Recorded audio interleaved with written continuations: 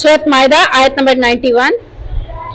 इन्नमा युरीदु शैतानु अन युक़िअ बैनकुमुल अदावत वल बग़ज़ाअ फ़िल ख़म्रि वल मैसिरि वयसुद्दकुम अन ज़िक्रिल्लाहि व अनिस सलाह फ़हल अंतुम मुंतहून। शैतान तो यही चाहता है कि शराब और जुए के जरिए तुम्हारे दरमियान दुश्मनी और बुग़्ज़ डाल दे और तुम्हें अल्लाह के जिक्र से और नमाज से रोक दे। तो क्या तुम बाज आने वाले हो? वातियुल्लाह वातियुर रसूल वहज़रू फ़इन तवल्लैतुम फ़अलमू अन्नमा अला रसूलिनल बलागुल मुबीन। और अल्लाह का हुक्म मानो और रसूलुल्लाह सल्लल्लाहु अलैहि वसल्लम का हुक्म मानो और बच जाओ। फिर अगर तुम फिर जाओ तो जान लो कि हमारे रसूल के ज़िम्मे सिर्फ वाज़िह पैगाम पहुंचाना है। इस आयत में अल्लाह तबारक व तआला ने दो चीजें हराम करके हमारे लिए उसके दुनियावी नुकसानात भी बता दिए और दीनी नुकसानात भी बता दिए। दो चीजें कौन सी हैं? इन्नमल खमरु वल मैसिर, शराब और जुआ। यानी फिल खमरी वल मैसिर यहाँ जिक्र हुआ है तो दोनों चीजें कौन सी हैं? शराब और जुआ। ये दो चीजें ऐसी हैं जिससे इंसान का दीन भी नुकसान होता है, दीन में भी, और माशरे में दुनियावी नुकसान भी मौजूद होता है। कैसे? नंबर एक, जब हम जुए के लिए बाजियां लगाते हैं और जब बाजी के ऊपर बाजी चलती चली जाती है और ये बाजी चलते चलते सबसे पहली चीज क्या होती है? हमें अल्लाह के जिक्र से रोक लेती है। अल्लाह तबारक व तआला ने जुबान दी है तो किस लिए दी है? फजूल गुफ्तगू के लिए नहीं दी, दुनिया की बातों के लिए नहीं दी, दुनिया के मामलात के लिए नहीं दी, बल्कि अल्लाह रब्बुल इज्जत ने जुबान देने के बाद इसका हक अदा करने के लिए क्या कहा कि तुम इस जुबान से अल्लाह का जिक्र कसरत के साथ करते रहो। जब इंसान शराब पीता है तो ऑटोमेटिकली शराब में पीने के बाद उसकी जहन सही काम नहीं करता तो अल्लाह का जिक्र अपनी जुबान से अदा नहीं करता। इसी तरह जब जुआ खेलता है तो जुए के ऊपर जुआ खेलता चला जाता है। जुए की बाजी में आप शतरंज रख लें, लूडो रख लें, कोई भी ऐसा गेम जो जुए की सतह पर आप खेल रहे हैं। यहाँ तक कि पीछे हमने पढ़ा कि अगर घोड़े की रेस का मुकाबला है और आपको पता है कि आपका घोड़ा जीत जाएगा तो फिर रेस लगवाना ये भी जुआ है, ये भी गलत है। तो यहाँ पर अल्लाह तबारक व तआला ने इन दोनों कामों के नतीजे में क्या फरमाया कि मुआशरे के अंदर तुम्हारा नुकसान क्या होगा कि मुआशरे में तुम्हारी कोई इज्जत और कोई वैल्यू नहीं रहेगी। जब तुम शराब पीते हो तो मुआशरे की निगाह में तुम अच्छे इंसान नजर नहीं आते। तुम्हारा दुनियावी नुकसान होता है कि लोग तुम्हें देखते ही तुमसे दूर होते हैं कि ये तो शराबी इंसान है। यहाँ तक कि अगर किसी लड़के के बारे में पता चल जाए कि ये लड़का शराबी है और उसका रिश्ता कोई लेकर चला जाता है और अगर लड़की वालों को पता चल जाए कि लड़का शराब पीता है तो उसका नुकसान क्या होगा कि उसकी शादी में भी मसाइल खड़े हो जाएंगे। तो ये सारे नुकसानात दुनिया के हैं और दीनी नुकसानात में सबसे पहली चीज अल्लाह ने बताई कि अल्लाह के जिक्र से जुबान को जो तर करना होता है वो जुबान रुक जाएगी। और दूसरी चीज नमाज, जब वो शराब पिएगा तो नमाज के करीब नहीं आता, जब वो जुआ खेलने में बैठेगा तो नमाज का वक्त चला जाएगा। ये दो चीजें दो मामलात को खराब करती हैं, दुनियावी भी और दीनी भी। इसके बारे में हदीस में आता है कि सैयदना साद बिन अबी वकास बयान करते हैं कि मैं मुहाजिरीन व अंसार की एक मजलिस में गया तो कहने लगे कभी आओ तुम्हें खिलाएं और शराब पिलाएं, और ये शराब के हराम होने से पहले का वाकया है।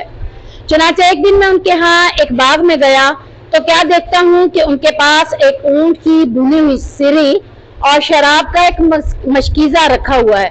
सो मैंने भी उनके साथ सिरी भी खाई और शराब के मशकीजे से शराब भी पी। फिर मैंने उनसे मुहाजिरीन और इंसार का जिक्र किया और कहा कि मुहाजिरीन इंसार से बेहतर हैं। तो ये सुनकर एक आदमी ने सिरी का एक जबरा उठाकर, मुंह में ये जबरा होता है, ये हड्डी होती है, इसका जबरा उठाकर मुझे मारा और वो जबरा बड़ा नाजुक सा होता है, बड़ा नुकीला भी होता है। वो जबरा जैसे ही मुझे मेरी नाक पर आकर लगा मेरी नाक को जख्मी कर दिया। میں نے نبی کریم सल्लल्लाहु अलैहि वसल्लम के पास आकर उन्हें ये बात बताई तो अल्लाह तबारक व तआला ने ये आयत नाजिल कर दी कि आज के बाद शराब और जुआ दोनों तुम्हारे लिए क्या है, हराम है, तुमने नहीं पीने। अब यहाँ पर हमें पता चल गया कि अल्लाह तबारक व तआला ने शराब को हराम क्यों किया था, क्योंकि इससे इंसान का दुनियावी नुकसान भी हो रहा था। जब वो आपे में शराब पीकर अपने आपे से बाहर होता है तो कोई भी चीज उठाकर दूसरे को मार सकता है। यहाँ तो सिर्फ नाक जख्मी हुई है, हो सकता है अगले बंदे का कत्ल भी हो जाए, कुछ भी लगाने की सूरत में अगला बंदा कत्ल भी हो सकता है। तो इस हालत में अल्लाह रब्बुल इज्जत ने शराब को मना कर दिया कि शराब क्या है, ये ऐसी चीज है कि जिससे इंसान अपने इख्तियार में नहीं रहता। फिर अगली आयत में अल्लाह ताला फरमा रहा है कि तुम अगर अल्लाह का हुक्म मान लो और नबी का हुक्म मान लो तो इन तमाम मामलात से तुम बच जाओगे। यानी ये अल्लाह का हुक्म भी है कि शराब नहीं पीना और नबी करीम सल्लल्लाहु अलैहि वसल्लम का हुक्म भी है शराब नहीं पीना, जुआ नहीं खेलना। अगर तुम इनसे बच जाओगे तो अल्लाह तबारक व तआला कहते हैं तो तुम्हारे लिए फायदा है। और अगर तुमने अपने आप को इन चीजों से ना बचाया, इनसे फिर गए, यानी सुनने के बावजूद लूडो भी खेलें, शतरंज भी खेलें, जुएबाजियां भी लगाएं, शर्तें लगाकर मुकाबले भी जीते, तो फिर अल्लाह तबारक व तआला क्या फरमा रहा है, जान लो कि अल्लाह के रसूल के जिम्मे तो पैगाम पहुंचाना था, तुम्हारे गुनाह का मामला उनसे नहीं पूछा जाएगा। किससे फिर पूछा जाएगा? हमसे ही पूछा जाएगा। गुनाह मैंने किया तो गुनाह के बारे में पूछा भी मुझी से जाएगा, किसी और से नहीं पूछा जाएगा। हाँ, ये गुनाह के बारे में पूछने के साथ ये भी पूछा जाएगा कि क्या तुम्हें कोई समझाने वाला नहीं आया था, क्या तुम्हें कोई बताने वाला नहीं आया था, क्या तुम्हारे पास कुरान और हदीस नहीं थे। जब हम इकरार करेंगे तो फिर उसके नतीजे में हमें सजा मिलेगी और हमारा इकरार के अलावा वहां कोई मामला और हो ही नहीं सकेगा, क्योंकि वहां कोई बंदा झूठ नहीं बोल सकेगा। अब ये शराब जब हराम हुई तो बाद सहाबा के जहन में कुछ बातें आई, तो उसके मुकाबले में यानी उस हवाले से अल्लाह तबारक व तआला ने अगली आयत को भी नाजिल कर दिया। क्या बात थी? सहाबा आकर नबी करीम सल्लल्लाहु अलैहि वसल्लम से कहने लगे, अल्लाह के नबी, हमसे पहले यानी शराब के हराम होने से पहले कई ऐसे सहाबा हैं जिन्होंने ईमान को कबूल किया, नेक अमल भी किए, मुत्तकी भी बने, फिर नेक अमल किए, फिर मुत्तकी बने। अल्लाह के नबी, क्या उन्होंने शराब की हुर्मत, यानी वो तो शराब अपने पेटों में लेकर गए हैं, शराब को अपने ऊपर हराम करके नहीं गए, तो क्या उनको गुनाह मिलेगा या उनका मामला सख्त होगा? तो अल्लाह रब्बुल इज्जत ने उनके बारे में आयत नाजिल करते हुए फरमाया, लैसा लल्लज़ीना आमनू व अमिलुस सालिहात, उन लोगों पर जो ईमान लाए और उन्होंने नेक अमल किए, जुनाहुन फीमा ताइमू इज़ा मत्तक़व व आमनू, इस चीज में कोई गुनाह नहीं जो वो खा चुके। यानी जब तक वो जिंदा रहे तब तक तो शराब हराम नहीं थी ना। अब उनके मरने के बाद शराब हराम हुई है तो उसका ताल्लुक उनके साथ तो नहीं है कि उनसे पूछा जाएगा। मैं कहती हूँ मेरी जिंदगी में ये मामला था तो तभी तो मुझसे पूछा जाएगा। अगर मेरी जिंदगी में वो मामला नहीं है, मेरे मरने के बाद वो मामला होगा, तो फिर उसका मामला मुझसे नहीं पूछा जाएगा। तो यहाँ अल्लाह तबारक व तआला ने यही बात की कि जो उन्होंने अपने लिए खाया पिया उस चीज के मुतालिक उनसे कोई सवाल नहीं होगा। यहाँ तक कि वो मुत्तकी बने, ईमान लाए, नेक अमल किए, फिर मुत्तकी बने, फिर नेक अमल किए, फिर ईमान लाए, तो अल्लाह तबारक व तआला कहते हैं फिर अल्लाह ऐसे लोगों की नेकी को जाया नहीं करेगा। यानी उस दौर में जितने अहकामात थे उसी के मुताबिक उनको अजर सवाब दिया जाएगा, उसके बाद वाले अहकामात के मामलात में उनसे नहीं पूछा जाएगा। सैयदना अनस बयान करते हैं कि जिस दिन शराब की हुर्मत का हुक्म नाजिल हुआ, मैं अबू तलहा के घर में साकी के फराइज सरअंजाम दे रहा था। साकी कहते हैं शराब पिलाने वाले को, ठीक है, जो शराब पिलाना जिसकी ड्यूटी हो उसको क्या नाम दिया जाता है? साकी। जैसे हम कहते हैं ये घर में काम करने वाली है, ये क्या है? मासी है। तो साकी किसको कहा जाता था? जो शराब पिलाया करता था। तो अबू तलहा अंसारी कहते हैं कि मैं साकी के फराइज इंजाम दे रहा था। इन दिनों कच्ची और पक्की खजूरों की शराब इस्तेमाल हुआ करती थी। आप सल्लल्लाहु के हुक्म से एक शख्स ऐलान कर रहा था कि शराब को हराम करार दे दिया गया है। अबू तलहा ने मुझे कहा कि जाओ इस शराब को बहा दो। चुनाचा मैंने उस शराब को बहा दिया। پھر مدینہ کی گلیوں میں شراب بہنے لگی.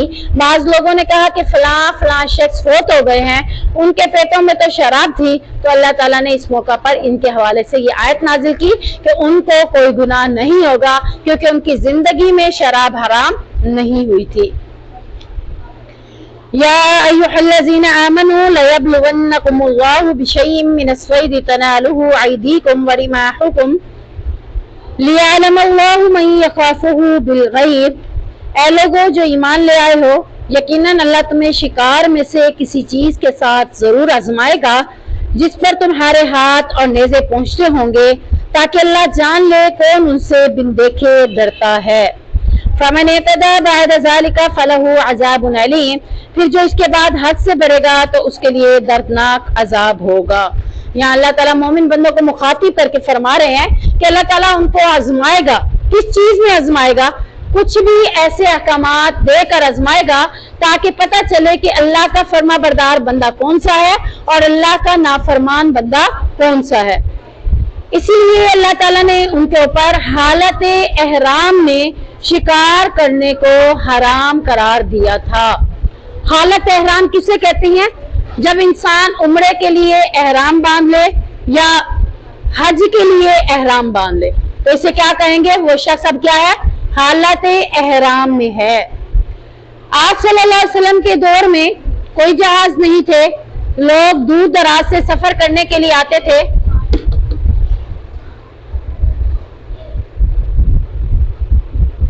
لوگ دور دراز سے سفر کرنے کے لیے آتے تھے تو کئی کئی دن لگ جاتے تھے, اور وہ سفر کرتے ہوئے اونٹوں پہ, گھوڑوں پہ, راستے میں جنگل آتے اور جنگلوں میں شکار بھی ملتے تھے, وہ شکار کر کے ان کا جانور, ان کا گوشت کھا لیا کرتے تھے. لیکن اب یہاں پر اللہ حکم کیا دے رہا ہے کہ جب تم احرام باندھ لو گے عمرے کی نیت سے یا حج کی نیت سے, پھر تم راستے میں جتنے بھی شکار دیکھو گے تو تم حالت احرام میں ہونے کی وجہ سے شکار نہیں کر سکتے, یہ تمہارے لیے حرام ہے. اللہ نے یہ حرام کرنے کے بعد پھر کیا کیا؟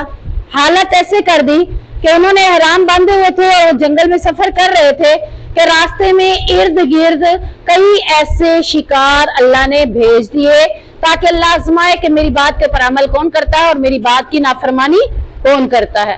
یعنی ادھر دیکھتے شکار نظر آتا, ادھر دیکھتے شکار نظر آتا, لیکن انہوں نے احرام باندھے ہوئے تھے. اب اللہ کا حکم تھا کہ احرام میں تم نے شکار نہیں کرنا. اب یہ شکار بھی نہیں کر سکتے, اگر کریں گے تو کیا کریں گے؟ اللہ کی نافرمانی ہو جائے گی. تو اللہ تعالیٰ چاہتا تھا کہ میں دیکھنا چاہتا ہوں کہ تم میں سے کون ہے جو اللہ کو دیکھے بغیر ڈرتا ہے. بن دیکھے جسے کہتے ہیں بن دیکھے سے مراد اللہ کو دیکھا نہیں ہے لیکن اللہ کا ڈر آپ کے اندر موجود ہو. کیسا ڈر موجود ہو؟ جب آپ نے اللہ کی آیات پڑھ لی اس کے مطابق عمل کرنا, یہ اللہ سے ڈرنے کا نتیجہ ہے. اگر آپ نے قرآن کی احکامات پڑھے اور اس کو سننے کے بعد آپ نے عمل نہیں کیا تو پھر یہ کیا ہوا کہ آپ کے اندر اللہ کے بارے میں ڈر نہیں ہے, آپ اللہ سے بھی نہیں ڈرتے. معاشرے کی میں کنڈیشن بتاتے ہوئے بات کروں گی. معاشرے کے اندر حالت یہ ہے, بچی 8 سال کی, 6 سال کی, 10 سال کی ہے, گھر میں بھی کسی سے نہیں ڈرتی, بزرگ بھی کسی سے نہیں ڈرتی, یہاں تک کہ ٹیچر میں سے بھی کسی سے نہیں ڈرتی. ذرا آپ نے اپنا محاسبہ کریں, آپ کے اندر ہے یہ ڈر؟ امی کا ڈر ہے, ابو کا ڈر ہے, بہن بھائیوں کا ڈر ہے یا ٹیچر کا ڈر ہے؟ کچھ بھی نہیں ہے. ٹیچر سامنے بیٹھا ہے, بول رہے ہیں, باتیں کر رہے ہیں, آپ کو کوئی ڈر ہی نہیں. ٹیچر سامنے بیٹھا ہے, جو مرضی ہم کر لیں, چاہے ہم پڑھیں یا نہ پڑھیں, ہماری توجہ ہو یا نہ ہو. اصل چیز کیا ہے؟ آپ کے دل میں ڈر نہیں ہے. اور جب ہم عام لوگوں سے, معاملات سے نہیں ڈرتے تو مین بات کیا آتی ہے؟ ہمارا ڈر رب کے معاملے میں بھی نہیں ہے, ہم اللہ سے بھی نہیں ڈرتے. نعوذ باللہ, کتنی بڑی غلطی کر رہے ہیں کہ ہمارے دلوں میں اللہ کا ڈر خوف بھی نہیں رہ گیا. اس لیے تو اللہ کی نافرمانی کرتے ہیں, اس لیے تو اللہ کے قرآن کو سن کر آنکھوں سے آنسو نہیں بہتے. پچھلی دفعہ ہم نے پڑھا تھا نا, وَإِذَا سَمِعُوا, پڑھا تھا نا, جب وہ سنتے ہیں قرآن کو تو ان کی آنکھوں سے کیا ہوتا ہے؟ تفیض من الدم مما عرفوا, اس کے حق کو پہچانتے ہوئے ان کی آنکھوں سے آنسو بہ جاتے ہیں. یہ کون سے لوگ ہیں جو اللہ سے ڈرتے ہیں؟ اگر اللہ کا ڈر نہیں ہے تو پھر آپ نافرمانی کے سارے کام کریں گے. शराब पीने वाला शराब पिएगा, लूडो खेलने वाला लूडो भी खेलेगा, शतरंज खेलने वाला शतरंज भी खेलेगा, जुएबाजी करने वाला जुएबाजी भी करेगा, पैसों के ऊपर शर्तें भी लगाई जाएंगी, फिर आपस में मामलात भी खराब होंगे। ये सब किन नतीजों में आएगा? अल्लाह ताला कहते हैं मैं यखाफु बिल गैब, अल्लाह देखना ये चाहता है। तुम में से कौन अल्लाह को देखे बगैर डरता है? अल्लाह को देख के डरना एक अलग बात है, और अल्लाह को बिन देखे देख के यानी बगैर देखे डरना। अल्लाह ये कहता है कि इन्होंने तो मुझे देखा ही नहीं है फिर भी मुझसे डरते हैं। इसी तरह एक हदीस का मफहूम है कि जन्नत देखी है इन्होंने, कहा नहीं। जहन्नुम देखी है, कहा नहीं। फिर भी ये जहन्नुम से बचने की कोशिश करते हैं और जन्नत में जाने का इरादा रखते हैं। तो ये कौन लोग हैं? जिनके दिलों में अल्लाह का डर और अल्लाह का खौफ मौजूद है और वो अल्लाह की फरमाबरदारी करते हैं। हमारे इर्द गिर्द गुनाह नजर आएंगे भी सही, लेकिन वो अपने आप को इन गुनाहों से बचा लेते हैं। अब आपने देखना है कि आपके दिल में अल्लाह का डर है। अगर है तो इर्द गिर्द अगर कोई गुनाह आता है तो आप उससे अपने आप को बचा पाती हैं कि नहीं बचा पाती। अगर आप अल्लाह की गुनाह नाफरमानी से अपने आप को नहीं बचा पाती तो याद रखें कि आपके दिल में अल्लाह का डर भी नहीं है। या अय्युहल्लज़ीना आमनू ला तक़्तुलुस सैद व अंतुम हुरुम, पिछली आयत में है फमन इअतदा बाद ज़ालिका फलहु अज़ाबुन अलीम। फिर जो इसके बाद हद से बढ़ जाए, यानी हद से क्या है? अल्लाह ने शराब को हराम कर दिया, ये एक हद है। जो शराब को हराम ना समझते हुए हलाल समझ के पिएगा, उसने क्या किया? अल्लाह की हदूद से आगे बढ़ गया। तो अल्लाह कहता है फिर उसके लिए क्या है? फलहु अज़ाबुन अलीम, उसके लिए दर्दनाक अजाब अल्लाह ने तैयार कर रखा है। या अय्युहल्लज़ीना आमनू ला तक़्तुलुस सैद व अंतुम हुरुम। अब मजीद आयत के अंदर अल्लाह ताला कह रहे हैं, ऐ ईमान वालों, शिकार को मत कत्ल करो इस हाल में कि तुम एहराम वाले हो। अगर आपने रास्ते में भेड़ देखा है, बकरी देखी है, आप उसे गन के साथ शूट करके भी उसे शिकार करते हैं। गन को शूट करने से पहले आपने बिस्मिल्लाह पढ़ के गन चलाई है, और वो बकरी या भेड़ या कोई भी ऐसा जानवर जो आपको नजर आ रहा था, हिरन, आपने उसके ऊपर शूट किया और वो शूट होने की सूरत में गिरकर मर गया, वो आपके लिए हलाल है। क्यों? क्योंकि आपने उसको शिकार किया। एक होता है तरीका ज़िबह करना और एक तरीका होता है शिकार करना। शिकार की सूरत में भी क्या करना है, हम पीछे बहुत सारा इसकी डिटेल पैसे भी पढ़ चुके हैं शुरू में। तो शिकार की सूरत में क्या करना है? बिस्मिल्लाह पढ़ के हमने गन को चलाना है, और अगरचे वो जख्मी हो जाए या वो मर जाए हमारे शूट करने से, तो दोनों सूरतों में वो हमारे लिए हलाल है। लेकिन एहराम बांधा है, उम्रे की नियत से एहराम बांध कर हम निकले हुए हैं, तो फिर रास्ते में हिरन नजर आया, बकरी नजर आई, कुछ भी नजर आया, तो हम उसका शिकार नहीं कर सकते। क्यों? क्योंकि अल्लाह ताला कह रहे हैं कि हालत एहराम में तुमने शिकार नहीं करना। अब यहाँ पर आता है एक हदीस के अंदर कि अबू कतादा बयान करते हैं कि हम नबी करीम सल्लल्लाहु अलैहि वसल्लम के साथ हुदैबिया के साल उम्रा अदा करने के लिए सफर पर रवाना हुए। तमाम सहाबा एहराम बांध चुके थे, सिर्फ मैंने एहराम नहीं बांधा था। यानी उनका इरादा था करीब करीब जाके एहराम बांधने का, या हो सकता है वो तिजारत की नियत से जा रहे हो, तो बहरहाल उन्होंने अभी एहराम नहीं बांधा हुआ था। दौरान सफर में हमें खबर मिली कि दुश्मन गीगा नामी के मकाम पर है, सो हमने उधर ही का रुख किया। अब मेरे साथियों ने एक जंगली गधा देखा। उस वक्त जंगली गधे हराम नहीं थे, खाए जा सकते थे। तो हमारे साथियों ने एक जंगली गधा देखा तो वो एक दूसरे को देखकर हंसने लगे। मैं इस वक्त अपनी जूती सीने में मशगूल था, लेकिन उन्होंने मुझे बताया नहीं, अगरचा वो चाहते थे कि मैं उसे खुद देख लूं। अगर वो बताते तो फिर क्या हो जाता? उसने तो आराम नहीं बांधा हुआ था, और आराम ना बांधने की सूरत में वो शिकार उसका कर सकता था। अगर वो उसे बताते वो देखो जंगली शिकार, तो अगर वो दो जिन्होंने एहराम बांधा है वो इतना भी कह देते तो क्या हो जाता? गुनाह हो जाता उनके लिए, क्योंकि उनके लिए मना है कि वो शिकार की हालत में ना शिकार करेंगे, ना किसी को इशारा करेंगे कि शिकार करो, ये भी नहीं कर सकते। अगरचे वो चाहते थे कि ये साथी हमारा शिकार करे और उसकी सूरत में फिर हमें भी खाने को कुछ मिल जाए। अचानक जब मैंने नजर उठाई तो मैंने उस गधे को देख लिया। सो मैं घोड़े की तरफ गया, उस पर ज़ैन कसी और फिर उस पर सवार हो गया, अपना नेजा पकड़ लिया, लेकिन मेरा कोड़ा नीचे गिर गया। मैंने उनसे कहा कि मुझे मेरा कोड़ा तो पकड़ा दो। उन्होंने कहा, अल्लाह की कसम, हम तो इस काम में तेरी कुछ मदद नहीं करेंगे, क्योंकि तू तो शिकार की नीयत से जा रहा है, और शिकार की नीयत से जाते हुए तेरे साथ कोई हेल्प भी हम अगर करेंगे तो हम भी तुम्हारे साथ शामिल हो जाएंगे। यानी आप इसकी एक मिसाल ये ले ले कि अगर कोई लूडो खेल रहा है, आपने कहा मैं तो नहीं खेल रही, मैं तो सिर्फ इसको बता रही हूँ यहाँ से गोटी यहाँ पे रख दो। आपने क्या किया? उसका भला सोचा है और गलत काम में उसके साथ क्या किया? उसकी मदद कर दी। जब आपने गलत काम में उसकी मदद की है तो आपको भी गुनाह मिलेगा।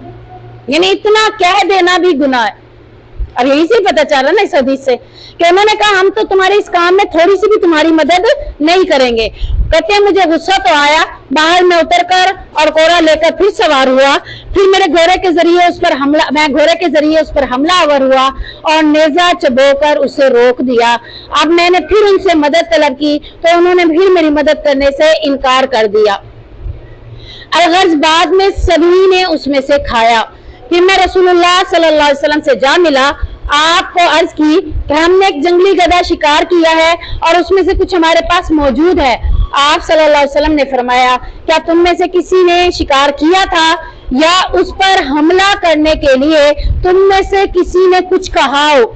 जैसे उन्होंने कहा ना, हमने जब जंगली गधा देखा तो हम उसे कह भी नहीं सकते थे कि जो को जंगली गधा जाके शिकार करो, कह भी नहीं सकते थे। तो अल्लाह के नबी कह रहे हैं तुम में से किसी ने कुछ कहा तो नहीं था? साहबा ने कहा नहीं। आपने साहबा से जो एहराम बांधे हुए थे फरमाया, जो बच्चा है वो तुम भी खा सकते हो, तुम्हारे पास उससे जो कुछ है। चुनाचा उसमें से मैंने उसका बाजू आपको पेश किया तो आपने भी उसे तनावुल फरमाया। और यहाँ पर कुछ कहने से मुराद ये भी हो सकता है कि अगर एहराम वाले बंदे ये कह दें कि तुम हमारे लिए शिकार कर कर ले आओ, तो ये कहना भी उनके लिए गलत है। अगर वो ये कहेंगे और वो शिकार करके ले आएगा तो फिर वो उसका गोश्त नहीं खा सकते। हाँ, यानी कि जिसने शिकार एहराम का हालत में यानी एहराम नहीं बांधा था, शिकार करके ले आया है, लेकिन ना उनकी नीयत थी कि हमें खिलाए, ना शिकार वाले ने इस नीयत के साथ शिकार किया था कि मैं इनको खिलाऊंगा, बस अब हदिया तोहफा, यानी अब मैं खुद खा रही हूँ तो मेरे इर्द गिर्द लोग बैठे हैं, मैं उनको खिला देती हूँ, तो इस तरह खिलाने में कोई हर्ज नहीं है। यानी खुद से नहीं कहेगा, ना ही वो उनकी नीयत से जाएगा कि मैं इनको खिलाऊंगा, इस नीयत से नहीं, बल्कि क्या करे, हदिया दे दे, तोहफा दे दे। तोहफा देगा तो इस सूरत में वो उसे खा सकते हैं। अब यहाँ पर अल्लाह तबारक व तआला ने हालत एहराम में शिकार करने से मना किया, तो उसके बारे में मजीद ये भी बता दिया, वमन कतलहु मिनकुम मुतअम्मिदन फजज़ाउम मिस्लु मा कतल मिनन नअम, और तुम में से जो उसे जानबूझकर कत्ल करे तो जो चौपाओं में से उसके मिसल बदला है जो उसने कत्ल किया। यानी जानबूझ के किसी को शिकार कर लेते हो, हिरन शिकार कर लिया तो अब हिरन ही उसके बदले में दिया जाएगा, यानी ये कफारा है। जानबूझकर हालत एहराम में शिकार करने की सूरत में आपको उसका कफारा क्या देना पड़ेगा? उसके मिसल जानवर, यही कहा जा रहा है ना अरबी में, लफ्ज उर्दू का तर्जुमा में यही कहा जा रहा है, मिस्लु मा कतला, कि तुमने जो कत्ल किया उसी के मिसल तुम कफारा अदा करो। यहकुमु बिही ज़वा अदलिन मिनकुम, जिसका फैसला तुम में से दो इंसाफ वाले करेंगे। और फिर तुमने उसको क्या करना है? हदियम बालिगल काबा, बतौर कुर्बानी जो काबा में पहुंचने वाली हो, यानी हरम में जाकर फिर उसका कफारा अदा करोगे और उसको ज़िबा करवाकर फिर लोगों, मस्कीनों, यतीमों और बेवाओं में तकसीम किया जाएगा। यानी हदियम बालिगल काबा से मुराद कि उस जानवर को मक्का मुअज़्ज़मा में ले जाया जाएगा और वहां जाकर ज़िबा किया जाएगा और वहीं उसका गोश्त मस्कीनों में तकसीम कर दिया जाएगा। अगर आपके पास उसके मिसल जानवर नहीं है तो फिर कफारा में आपने क्या करना है? औ कफ़ारतु ताअमु मसाकीना, फिर आपको अल्लाह हुक्म देता है या कफारा है मस्कीनों को खाना खिलाना।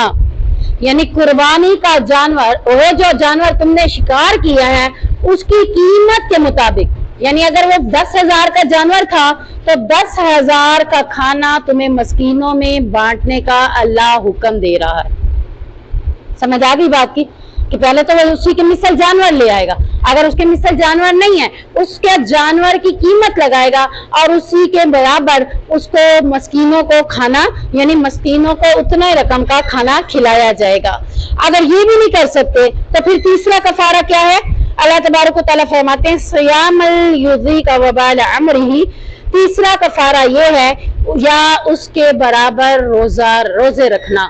دیکھیں ملایا اسی کے ساتھ جا رہا ہے، پہلے کھانا کھلانے کے لیے کتنے مسکینوں کو کہا جا رہا ہے، تعداد بتائی ہے نہیں، بلکہ بتایا کہ مثل جانور کے مطابق جو رقم ہوگی اسی سے اتنے لوگوں کو کھانا کھلایا جائے گا۔ اب اگر وہ 10 کلو کا جانور ہے جس کو آپ نے شکار کیا ہے تو 1 کلو کے بدلے میں 1 روزہ ہو جائے گا۔ 10 کلو کی قیمت جتنی آئے گی اسی قیمت کے مطابق مسکینوں کو کھانا کھلایا جائے گا۔ اگر اتنی رقم بھی تمہارے پاس موجود نہیں ہے، تم اتنی رقم سے مسکینوں کو کھانا بھی نہیں کھلا سکتے، پھر تیسرا آپشن آپ کے پاس کیا ہے کہ پھر آپ نے وہ 10 کلو کا اگر جانور تھا تو 1 کلو کے مقابلے میں 1 روزہ رکھا جائے گا، تو پھر آپ کے اوپر کتنے روزے بنیں گے؟ 10 روزے بن جائیں گے، تو پھر وہ 10 روزے رکھے گا۔ اور اگر وہ 20 کلو کا ہے، 15 کلو کا ہے، اسی حساب سے ہم آگے چلتے جائیں گے۔ اللہ تبارک و تعالیٰ یہ کہہ رہا ہے کہ تاکہ وہ اپنے کام کا وبال چکھیں، یعنی جب اللہ نے منع کیا تھا تو نافرمانی کیوں کی ہے؟ اب نافرمانی کی ہے، حالت احرام میں تم نے جان بوجھ کر شکار کر لیا ہے تو اب اس کی سزا تم چکھو۔ عفا اللہ عما سلف، اللہ نے معاف کر دیا جو گزر چکا، اور یعنی جو اس سے پہلے گزر چکا۔ اب کچھ ایسے لوگ بھی تھے جیسے انہوں نے کہا کہ ہم تو وہ لوگ جنہوں نے شراب پی ہوئی تھی ان کا کیا معاملہ ہے؟ اب اس سے پہلے یعنی اس حکم سے پہلے بہت سے لوگ تھے جنہوں نے حالت احرام میں شکار کیے ہوئے تھے، تو اللہ تعالیٰ کیا کہہ رہا ہے؟ عفا اللہ عما سلف، جو گزر گیا اس پہ اللہ معافی دے دے گا، کیونکہ اس وقت یہ حکم نہیں تھا، اس لیے اللہ اس پہ معافی دے دے گا۔ اب جب حکم آ گیا ہے، حکم آنے کے بعد اللہ رب العزت فرماتے ہیں نافرمانی کرنے کی صورت میں یہ کفارہ ادا کیا جائے گا۔ اور اگر پھر اللہ تعالیٰ کہتا ہے وَمَنْ عَادَ فَيَنْتَقِمُ اللَّهُ مِنْهُ، اور جو کوئی دوبارہ کرے گا تو اللہ اس سے انتقام لے گا۔ یعنی اب حالت احرام میں پتہ ہونے کے باوجود وہ شکار کرتا ہے اور کفارہ بھی نہیں دیتا، پھر اللہ کیا کرے گا؟ اس سے خود ہی انتقام لے لے گا۔ واللہ عزیز ذو انتقام، اور اللہ تعالیٰ صاحب یعنی غالب ہے، بہت بڑا انتقام لینے والا بھی ہے۔ احل لکم صید البحر وطعامہ متاعا لکم وللسیارہ، تمہارے لیے سمندر کا شکار حلال کر دیا گیا ہے اور اس کا کھانا بھی، وللسیارہ، اس حال میں کہ تمہارے لیے سامان زندگی ہے۔ اب بہت سے لوگ بحری جہازوں کے اوپر بھی عمرے کی نیت سے جایا کرتے تھے اور حج کی نیت سے بھی جایا کرتے تھے۔ اب اس میں انہوں نے بھی احرام باندھ لیا، وہ بھی حالت احرام میں ہے، تو حالت احرام میں خشکی پر شکار کرنے سے آپ کو منع کر دیا گیا، کریں گے تو کفارہ ہے، کفارہ نہیں دیں گے تو اللہ انتقام لے گا۔ اور یہاں پر اللہ اب دوسرا حکم کیا دے رہا ہے؟ بطور احسان، یعنی اللہ تعالیٰ کہہ رہا ہے اس حال میں کہ تمہارے لیے سامان زندگی ہے۔ سمندر میں رہتے ہوئے سفر کرتے ہوئے 8 دن بھی لگ جاتے تھے ایک ملک سے دوسرے ملک میں، یعنی عمرے کے لیے جانے کے لیے کسی کو 8 دن بھی لگ سکتے تھے۔ اب ان 8 دنوں میں اگر وہ کوئی زیادہ راہ لے کر چلتا بھی تھا، اس کا زیادہ راہ ختم ہو جاتا ہے، تو پھر آپ ظاہری بات ہے وہ بھوکا تو نہیں مرے گا نا۔ اب وہ کیا کرے گا؟ اللہ رب العزت اس کے لیے کہہ رہے ہیں سمندر کا شکار تمہارے لیے حلال کر دیا۔ سمندر میں کیا ہے؟ مچھلیاں ہیں، ہر طرح کی مچھلیاں ہیں، بہت قسم کی ہیں، ٹھیک ہے، وہ ساری اللہ نے اس کے لیے حلال کر دی۔ کیوں حلال کر دی؟ اس لیے کہ سمندر کے اندر ان کے پاس کھانے کو کوئی اور سیٹ اپ نہیں مل سکتا۔ خشکی پر اگر موجود ہے تو اناج بھی مل سکتا ہے، پھل فروٹس بھی مل سکتے ہیں نا، راستے میں چلتے ہوئے کھجوریں بھی مل سکتی ہیں، انہیں کھجوروں کے باغات آ جاتے ہیں، انار کے باغات آ جاتے ہیں، یعنی اس دور میں جو بھی پھل ہوتا تھا وہ سارے آ سکتے ہیں۔ سمندر میں رہتے ہوئے زیادہ راہ ختم ہو گیا تو کہیں سے کچھ بھی نہیں آ سکتا سوائے سمندر کے. تو سمندر کے اندر تو صرف مچھلی ہیں اور مچھلی تو ایک جانور ہے اور اس کا شکار جانور کی صورت میں حلال نہیں تھا، لیکن اضطراری حالت ہے. اب اضطراری حالت میں بطور احسان اللہ رب العزت کہہ رہے ہیں کہ تمہارے لیے یہ میں نے حلال کر دیا. سمندر کی زندہ مچھلیوں کا شکار بھی اور ان مردہ مچھلیوں کا کھانا بھی حلال ہے جو موجوں کی زد میں آ کر ساحل سمندر پر آتی ہیں اور ساحل سمندر پر پانی ان کو کھینچ کر لے تو آتا ہے لیکن پھر وہیں چھوڑ کے پانی گیا، پانی چلا جاتا ہے، مچھلی وہی رہ جاتی ہے اور مچھلی اگر پانی تک دوبارہ نہ پہنچ سکے تو وہ تڑپ تڑپ کر کیا ہوگی؟ مر جائے گی. اور یہ مردہ حالت میں بھی تمہارے لیے کیا ہے؟ حلال ہے. سمندر سے جب مچھلی نکلتی ہے کچھ دیر کے بعد پانی کے بغیر وہ زندہ نہیں رہ سکتی، وہ مر جاتی ہے. تو کیا آپ نے کبھی دیکھا ہے کہ مچھلی خریدتے وقت پہلے مچھلی کو زندہ ذبح کیا جاتا ہے؟ کوئی دیکھا ہے کسی نے زندہ ذبح کیا جاتا ہے؟ مردہ ہی ہوتی ہے نا، اس کا چہرہ بھی ساری مچھلی پڑی ہوتی ہے. مچھلی مارکیٹ میں دیکھیں یا پھر مچھلی والا آیا ہوتا ہے لے کے تو پھر مچھلی پوری آپ کو دکھاتا ہے، وہ کیا ہوتی ہے؟ مردہ حالت میں ہوتی ہے. اگر آپ اس صورت میں بکری کو اس حالت میں مردہ یعنی ذبح کرنے سے پہلے مری ہوئی بکری آپ اٹھا لیتے ہیں، کیا وہ کھا سکتے ہیں؟ وہ آپ کے لیے حرام ہے. مچھلی آپ کے لیے حلال ہے مردہ ہونے کی صورت میں بھی، لیکن بکری آپ کے لیے مردہ ہونے کی صورت میں کبھی بھی حلال نہیں ہو سکتی. تو یہاں پر ایک واقعہ ملتا ہے حدیث کے اندر کہ سیدنا جابر بن عبداللہ بیان کرتے ہیں کہ ہمیں رسول اللہ صلی اللہ علیہ وسلم نے ایک لشکر کے ساتھ بھیجا اور ابو عبیدہ بن جراح کو ہمارا امیر مقرر فرما دیا. دراصل ہمیں قریش کے قافلے کا تعاقب کرنے کے لیے بھیجا تھا. آپ نے کھجوروں کا ایک تھیلا ہمیں زیادہ راہ کے طور پر دیا تھا اور ابو عبیدہ اس میں سے ہمیں ایک ایک کھجور ایک دن میں ایک کھجور صرف دیا کرتے تھے. زیادہ راہ میں صرف کھجوروں کا تھیلا ہے اور سارا دن میں ایک شخص کو کتنی کھجور مل رہی ہے؟ صرف ایک کھجور ملتی تھی جس سے اس نے گزارا کرنا ہوتا تھا. کتنا کچھ کھاتے ہیں، اللہ کی نعمتیں تو دیکھیں ہمارے پاس.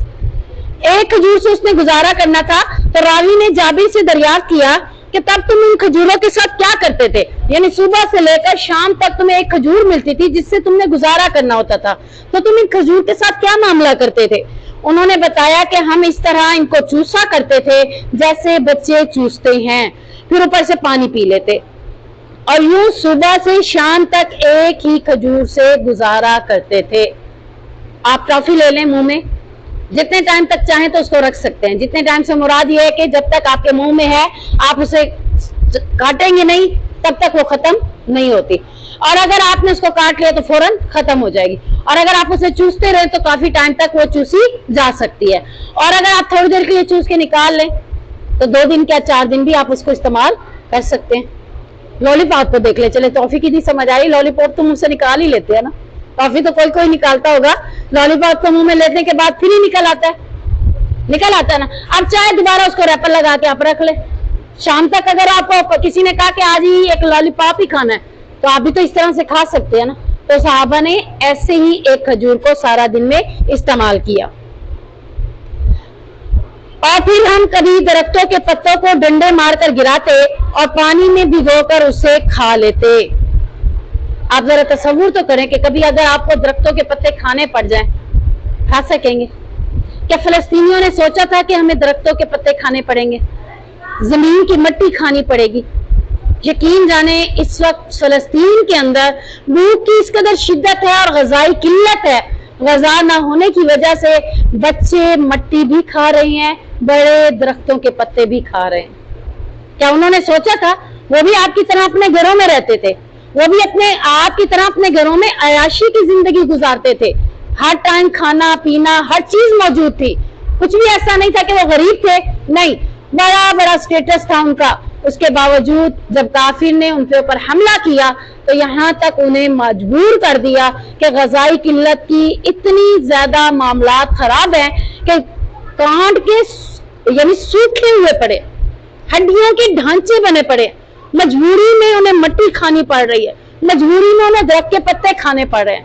تو یہاں پہ دیکھیں شیب ابی طالب میں نبی کریم صلی اللہ علیہ وسلم پر بھی جب 3 سال کافروں نے ان کو اس میں قید کیا تھا تو حضرت خدیجہ کہتی ہیں کہ پینے کو پانی نہیں ہوتا تھا، میں اپنا لعاب بڑی مشکل سے اندر سے، یعنی تو ہم پانی پیتے کھاتے ہیں تو لعاب مسلسل بن رہا ہے، جب پانی نہیں جائے گا کھانا بھی نہیں جائے گا تو یہ لعاب خشک ہو جاتا ہے، میں اتنی مشکلوں سے اس کو تھوڑا بہت لے کر آتی اور حضرت فاطمہ کے گلے کو ترک کیا کرتی تھی.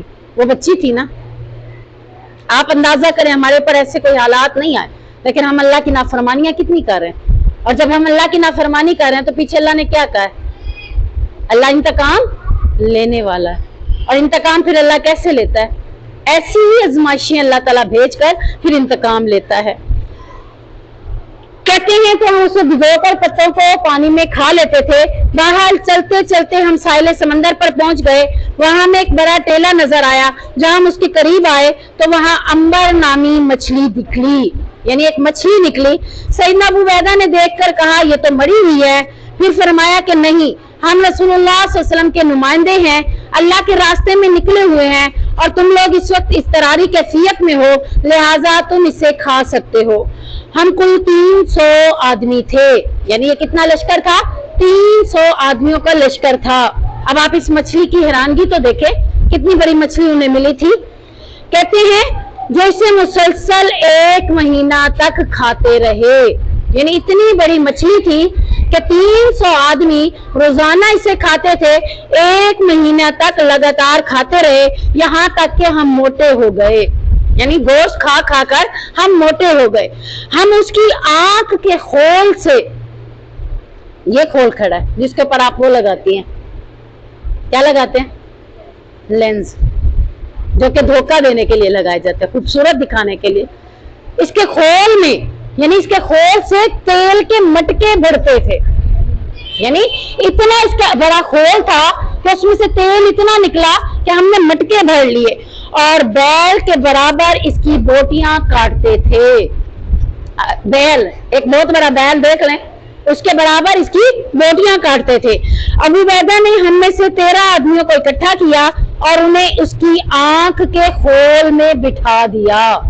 13 آدمی اس امبر نامی مچھلی کی آنکھ کے خول میں آرام سے بیٹھ گئے. کتنی بڑی ہوگی اس کا خول؟ یہ کتنا بڑا ہوگا. پھر اس کی ایک پسلی کو کھڑا کیا اور ہمارے سب سے بڑے اونٹ کے اوپر کجاوا رکھا. اونٹ کے اوپر کجاوے رکھے جاتے ہیں نا، آپ چناب پہ جائیں یا کہیں بھی دریا کے قریب قریب جاتے ہیں، اونٹ کھڑے ہوتے ہیں سیر و تفریح کے لیے، اس کے اوپر کجاوے بھی پڑے ہوتے ہیں. بیٹھنے کے لیے جو سامان بنایا جاتا ہے، کجاوا بنایا جاتا ہے. تو کہتے ہیں ہم نے اس کی ایک پسلی سے سب سے بڑے اونٹ کا کجاوا تیار کیا اور اسے اس کے نیچے سے گزرا تو آسانی سے گزر گیا. یعنی ہمارے سب سے بڑے اونٹ کے اوپر کجاوا رکھا اور اس کجاوے کے نیچے سے ہم نے اسے گزارا تو وہ آسانی سے گزر گیا. ہم نے اس کے باقی ماندہ گوشت میں سے وشائق کہتے ہیں ابلے ہوئے گوشت کو جو ابال کر سیو کیا جاتا ہے. کرتے تھے نا لوگ، اب تو نہیں کرتے. ابال کر دھاگوں کے اندر پرو کر لٹکا لیتے تھے، یا ابال کر پھر بوٹیاں رکھ دیتے، خشک ہو جاتی تھی اور وہ پھر کسی بھی ٹائم آپ پکا کر کھا سکتے ہیں. اسے فریزر میں یعنی فریز نہیں کیا جاتا، بلکہ وہ ایسے ہی آپ کے لیے کھانے کے قابل ہوتا ہے. تو وہ ابلا گوشت جو سفر کے لیے ساتھ رکھتے ہیں بنا لیے.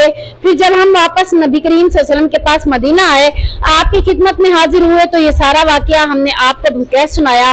آپ نے فرمایا دراصل اللہ نے تمہارے لیے یہ رزق فراہم کیا تھا، اگر تمہارے پاس اس کے گوشت میں سے کچھ باقی ہے تو ہمیں بھی کھانے کے لیے دو. چنانچہ ہم نے گوشت آپ کی طرف بھی بھیجا، آپ نے بھی اسے تناول فرمایا. کون سا گوشت بھیجا؟ وہ شائق والا گوشت، ابلا ہوا، جو راستے میں سفر کے دوران وہ لے کر نکلتے تھے تو واپسی آنے تک وہ گوشت موجود تھا.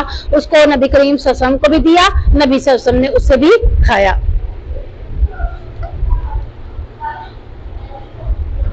اسی طرح ایک شخص نے نبی کریم صلی اللہ علیہ وسلم سے سوال کرتے ہوئے عرض کی، اللہ کے رسول، ہم سمندر میں سفر کرتے ہیں اور اپنے ساتھ تھوڑا سا پانی لے جاتے ہیں، اب اگر اس سے وضو کرے تو پیاسے رہ جائیں تو کیا ہم سمندر کے پانی کے ساتھ وضو کر سکتے ہیں؟ آپ صلی اللہ علیہ وسلم نے فرمایا اس کا پانی پاک ہے اور اس کا مردار حلال ہے. یعنی ایسا پانی جو کہ روانی کی صورت میں بہ رہا ہو، यहाँ तो समंदर की बात की ना, समंदर का पानी तो ऑलरेडी मौजों के साथ चलता ही रहता है। अगर आउट ऑफ आप रास्ते में चल रहे हैं और आपके पास पानी की कमी है, आपने देखा कि पानी रवानगी की सूरत में बह रहा है, नहर की सूरत में या किसी भी सूरत में, और वो साफ भी है, तो आप उस पानी को बतौर वुजू इस्तेमाल कर सकते हैं और उसका जानवर मुर्दार आपके लिए हलाल है।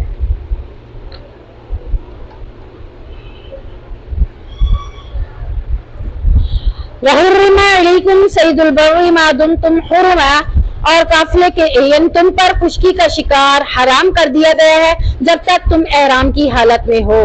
और तक़ुल्लाह अल्लज़ी इलैहि तुहशरून, और अल्लाह से डरो जिसकी तरफ तुम इकट्ठे किए जाओगे। यानी यहाँ पर अब पता चल गया कि अगर हम एहराम की हालत में हैं तो खुश्की का जानवर हमारे लिए हराम है शिकार करना, और अगर हम एहराम की हालत में हैं समंदर का शिकार करके खा भी सकते हैं और इसे इस्तेमाल करने के साथ साथ फ्रीज भी वशाइक भी कर सकते हैं। तो अल्लाह ताला हमें समझने की तौफीक दे और अल्लाह हमें अपनी फर्मा बरदारी काम करने की तौफीक दे, नाफरमानी के कामों से बचने की तौफीक अता फरमाए। सुब्हानक अल्लाहुम्मा व बिहम्दिका अशहदु अल्ला इलाहा इल्ला अंता अस्तगफिरुका व अतूबु इलैक।